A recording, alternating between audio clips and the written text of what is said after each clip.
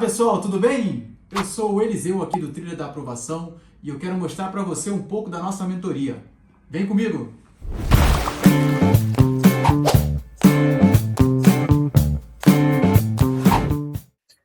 Outra, finalidade. A gente viu que a finalidade é o para quê? Para que que o órgão, esse ato está sendo feito? Qual é a finalidade dele? A finalidade de todo ato público é o interesse público, tá, gente? Ato administrativo é o interesse público, beleza? Mas é claro que cada ato tem um objetivo específico, uma finalidade específica. Aí vai ser aquele expresso na lei. Tá bom? Por exemplo, um ato de suspensão objetivo ali, a finalidade dele ali é corrigir o comportamento do servidor. Estou usando a suspensão aqui como exemplo, né? Que eu comecei usando a suspensão, estou continuando falando dela. Tá? Beleza. Mas se o ato não tiver essa finalidade, se ele tiver com uma finalidade diferente, aí ele está viciado. É o que a gente chama de desvio de finalidade, tá? O desvio de poder. Então, aí o agente é competente, só que ele faz um ato com a finalidade diversa. Então, aquele clássico exemplo, né? O chefe, ele fez uma transferência do servidor, mas ele não viu o interesse da administração. Ele fez a transferência do servidor porque ele não gosta do cara. Então, isso aqui tá viciado, esse ato dele aqui. Então, ele é um ato nulo. Tá bom? Esse ato aqui, ele é nulo e vai ser anulado, tá? A gente vai comentar mais um pouco sobre essa questão de o que é anulado, o que é anulável. Então, além da competência e da finalidade, o ato ele também tem que ser a forma, que é o que é. Qual o procedimento que esse ato vai ter? Que tipo de ato que eu vou fazer? Vai ser uma portaria? Vai ser uma instrução? O que, que tem que ser? Tá? Então, é o modo de exteriorização do ato e as formalidades para a formação da vontade da administração. Tá? Existe um princípio da solenidade, que os atos devem ter uma forma específica prevista em lei. Essa é a regra. Tá bom? E a forma predominante é a escrita. Beleza? Aí o vício de forma pode ser sanável ou insanável. Normalmente o vício de forma é sanável. Por exemplo, foi feito uma coisa que era para ser por decreto e foi feito por portaria. Ué, é só você mudar a forma, você vai lá e faz pela forma correta. Então, ele é sanável. Tá? Mas tem vícios de forma que são insanáveis, se o defeito for essencial. Tá? Por exemplo, foi feita uma punição do servidor, estou batendo essa tecla de punição, então vamos continuar, né? Só que não foi observado ali o procedimento administrativo, então aquilo ali não vai valer nada, é insanável aquilo ali, não tem como consertar. Tem que fazer um novo ato, tá? Obedecendo lá o contraditório, ampla defesa, tudo direitinho. Tá bom, gente? Então vimos três até agora. A finalidade, a competência foi a primeira, né? E a forma. Né? Mas nós temos também o objeto, que é o conteúdo, é o que, né, o ato determina. É o efeito jurídico que ele vai causar. Tá bom?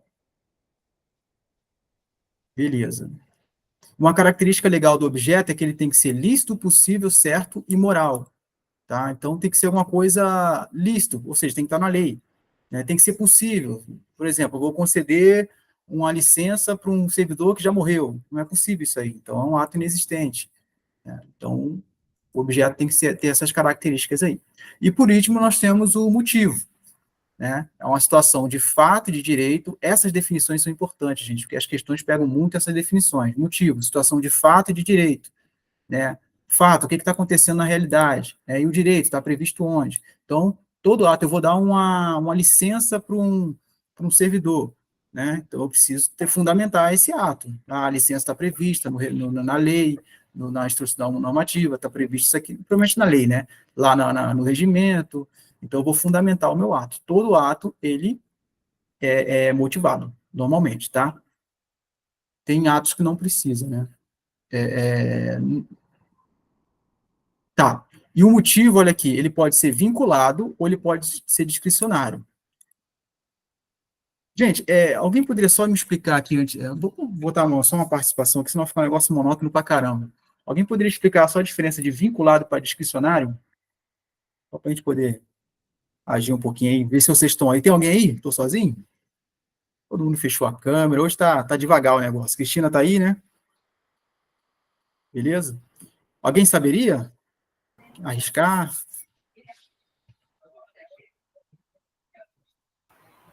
O que É seria que um ato o, discricionário? é, eu posso Ajuda tentar aí, Pedro. explicar aí.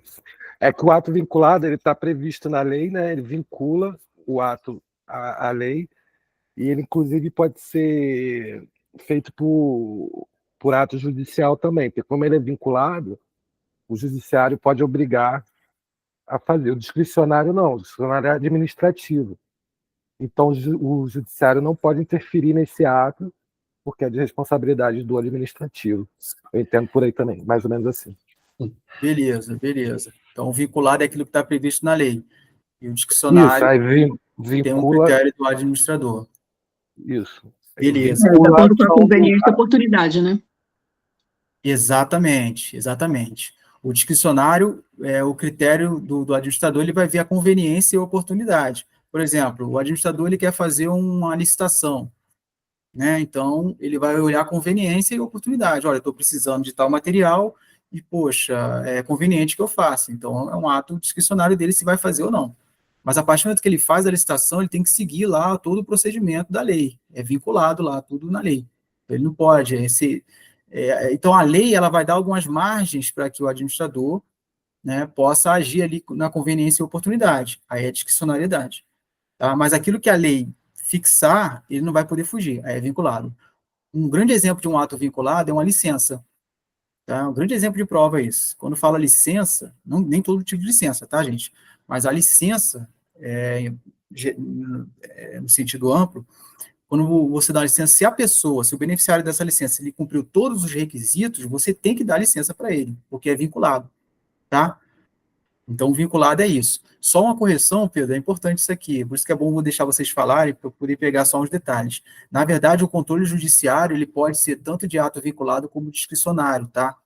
Um ato discricionário, ele recebe o controle judicial, sim. Só que ele não vai só avaliar o mérito, só isso. Mas ele pode Não, avaliar a legalidade, o que tá? eu quis é que eu não expliquei bem também.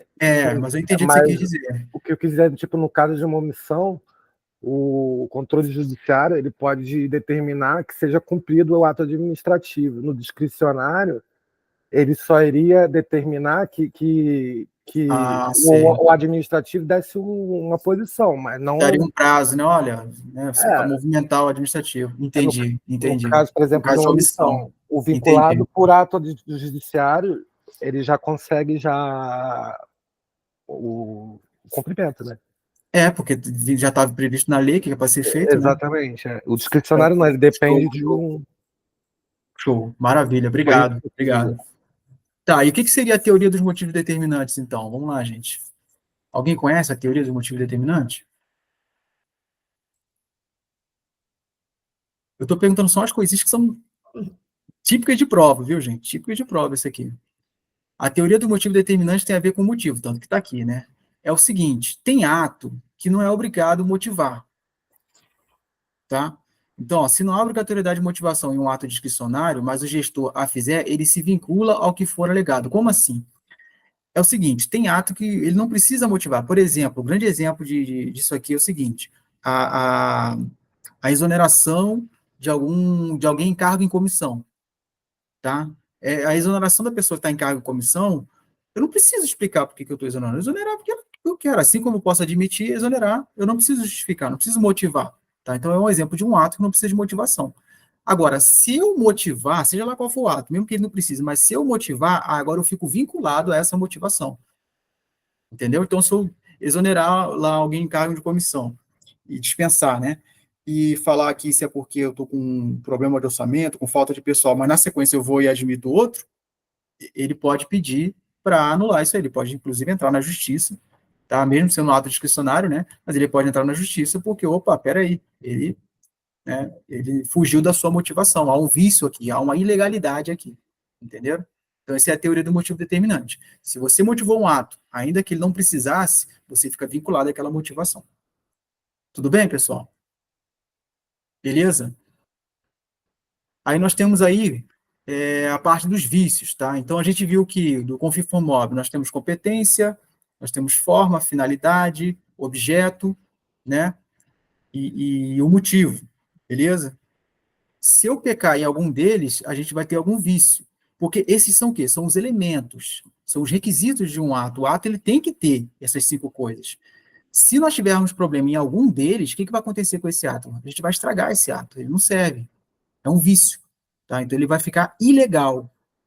Tá bom, gente? Então, a gente vai ver isso aí. Antes, deixa eu só te explicar aqui.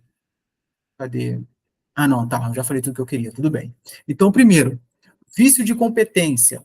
Tá? O que é um vício de competência? Ora, é uma pessoa que não tinha competência para fazer aquilo e ela fez. Então, se ela foi além do que ela podia, ela cometeu aqui um excesso de poder, que a gente chama. É o que está marcado aqui, ó, tá? Um excesso de poder. A pessoa excede da competência alçada, tá? Agora, cabe convalidação disso aqui. O que seria convalidação? É você validar esse ato. Tá? A gente vai falar sobre convalidação mais um pouco mais para frente. Então, nesse caso de competência, o vício normalmente ele é sanável, tá? Então, o que é sanável? Você pode, a autoridade que tenha realmente a competência, ela pode ir lá e convalidar esse ato. Então, ele vai valer, tá? Então, o vício de competência seria uma incompetência, tá? A gente não pode confundir a incompetência com a incapacidade. O que é incapacidade? É quando a autoridade tem a competência para fazer aquele ato, só que ela é impedida ou ela é suspeita. Por quê? Impedida porque ela tem alguma relação direta com a pessoa, né? Então, por exemplo, parentesco com a pessoa é o melhor exemplo, tá? Então, essa autoridade ela está impedida de cometer aquele ato, né? Porque o beneficiário, né, o destinatário daquele ato é uma pessoa próxima dela, um familiar, tal. Então, esse impedimento é uma coisa objetiva, não tem conversa. Ele está impedido e pronto. A suspeição já é mais branda. A suspeição é quando a relação não é tão direta com a pessoa, né, com o beneficiário, mas ele tem alguma forte inimizade com a pessoa, ou tem uma forte amizade, né, com a pessoa, então ele, a autoridade, tá competente, tem competência, mas ele vai se declarar suspeito. Falei, olha, eu não posso por causa disso. Ele se declara, mas é subjetivo, tá? Ele pode se declarar ou não. Se ele não se declarar, não tem problema, tá? Mas ele pode se declarar. Então lembra que impedimento é objetivo, não tem conversa, e suspeição com S é subjetivo. Tá? A autoridade é que tem que se declarar suspeita. Tá bom, gente? Tem a figura aqui também, ainda na incompetência, do usurpador de função. Alguém saberia o que é um usurpador de função? Já ouviram falar disso? Não? Quem já viu direito administrativo aí, já está mais afinado? É quando alguém se passa por alguém da administração pública, mas ele não é. Boa. Eu diria Boa. que é isso, né? É isso mesmo, exatamente isso. Ele se passa por um servidor público, mas ele não é. E esse ato que ele cometeu, vai valer? Sim ou não? Não. Não, não vai valer. Os atos são inexistentes. A pessoa usurpou. Cheguei lá, o cara pegou uma viatura lá da Polícia Federal, encostou lá e falou, sou da Polícia Federal, não sei o quê, faz e acontece os atos dele. Vão valer alguma coisa? Não, porque não tem vínculo nenhum com a Polícia Federal. Ele clonou lá uma viatura, um carro, se passou pela Polícia Federal, tá? Então ele é um usurpador de função, o ato dele é inexistente. O que ele fizer não vai valer, assim, administrativamente, tá? Claro que ele vai responder na esfera penal lá, e aí é outra esfera, é outra coisa, vai responder pelos crimes lá, tá? Beleza. Agora, tem diferença de usurpador de função, foi o que a gente acabou de explicar, de funcionário de fato. E funcionário de fato, alguém já ouviu falar sobre funcionário de fato? Ninguém? É quando a investidura do servidor é irregular? Boa, muito bom, é isso mesmo. É quando tem uma aparência de agente público. É tanto que eles usam a teoria da aparência, tá? O exemplo que a Cristina deu foi ótimo. Então, a pessoa, ela tomou posse, ela investiu no cargo, beleza? Só que depois, e ela trabalhou normal, fez lá todos os atos, liberou licenças, que seja, assinou documentos, fez tudo direitinho, tudo na lei, só que depois foi descoberto que o cargo dela era, por exemplo, nível superior e ela tinha um nível médio. Então, o que vai acontecer? Ela vai ser, né, essa investidura vai ser ilegal, ela vai ser anulada, isso aí, como se nunca tivesse acontecido. Só que os atos que esse servidor, esse aparente servidor, cometeu, eles são válidos, tá? Então, vale. A licença que ele liberou para alguém, por exemplo, vai continuar valendo. Os documentos que ele assinou, vai continuar valendo, tá? Pela teoria da aparência. Ainda mais se a pessoa beneficiária for de boa fé. Aí sim, se a pessoa beneficiária for de má fé, aí não. Se for de má fé, ela não vai poder, porque aí já a má-fé já elimina isso aí, tá bom? Então a diferença é de usurpador de função para funcionário de fato. Beleza? Cristina, usurpador de função ficou tranquilo? Você tinha colocado Um dislike, ficou tranquilo a explicação, usurpador de função? Eu confundia, quando estava estudando, eu confundia isso, gente. Beleza.